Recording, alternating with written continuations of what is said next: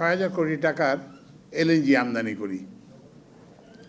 তো ওই জন্য আমরা সরকার একটা সিদ্ধান্ত নিছে যে রিনিউয়েবল এনার্জি মানে নবায়নযোগ্য শক্তি। তো আপনারা কিন্তু ওই যে প্রকল্প করবেন সেখানে কিন্তু ওই যে সোলার এনার্জি যাদের জায়গা আছে ছাদে কি বাইরে যাতে ইয়ে করতে পারেন, তাহলে হবে কি যে আপনার অন্তত যদি আপনাদের নিজেদের বিল্ডিং টিল্ডিংগুলো যদি আপনারা দিয়ে ইয়ে করতে পারেন তাহলে সেই বাড়তি বিদ্যুৎটা ওই সেচের জন্য এবং অন্যান্য কাজের জন্য। তো রিনিউয়েবল এনার্জি কিন্তু আমাদের এটা খুব ইয়ের আর কি বলে জোরের জায়গা। এবং আমরা কিন্তু এই আগামী সপ্তাহে হয়তো ৩০-৪০টা রিনিউয়েবল এনার্জি প্রজেক্ট এর জন্য টেন্ডার আহ্বান করব। মাঠের অলরাউন্ডার আমি আর ঘরের allrounder Tylox. Tylox toilet cleaner, clean মানেই টাইলক্স। তো সুতরাং এটা আপনারা এটাও কিন্তু দেখবেন যে রিনিউয়েবল এনার্জি এবং জেলা প্রশাসক মহোদয় আছেন এখানে যদি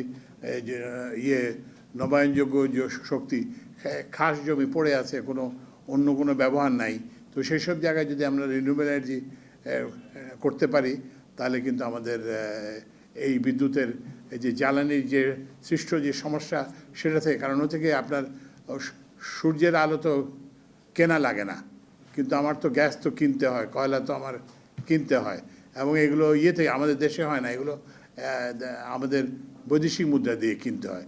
তো ওই জন্য সৌরবিদ্যুৎটা আমাদের সৌরবিদ্যুৎ এবং অন্যান্য রিনিউয়েবল এনার্জি যদি বায়ু বিদ্যুতের সুযোগ থাকে কিংবা যদি হাইড্রোর সুযোগ থাকে এগুলো আমাদের জন্য সুবিধাজনক। তো ওই জন্য আপনারা ওই যে মডার্নাইজেশন প্রজেক্ট তো করবেন, পাশাপাশি আপনাদের এই যে 4টা পল্লী বিদ্যুৎ সমিতিতে আমি চাইব যে অন্তত 450-200 মেগাওয়াটের একটা, তাহলে দেখবেন যে আপনি আর কারো উপরে নির্ভর করতে হবে না আর কি, তাহলে আপনারা নিজেরাই করতে পারবেন। সারা দেশে এই যে রেলের যে জমি অবৈধ দখল আছে সেটার বিরুদ্ধে একটা অভিযান অব্যাহত আছে।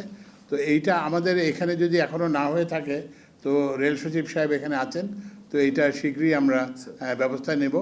কারণ হচ্ছে যে আমাদের এই যে সরকারি জমি ধরেন আপনি এটা তো একটা বিকল্প ব্যবহার আছে, তো আপনি কোনো নাই জোর জবরদস্তি করে করবেন, এখন তো আর সেটা সম্ভব না।